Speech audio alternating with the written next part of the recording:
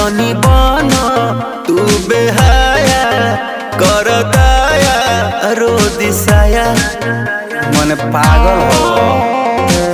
अरे हटो ना कन बलिया उठल लिया अभी बाट नया नया जनी बना तू बेहाया कर दाया रो दिसाया।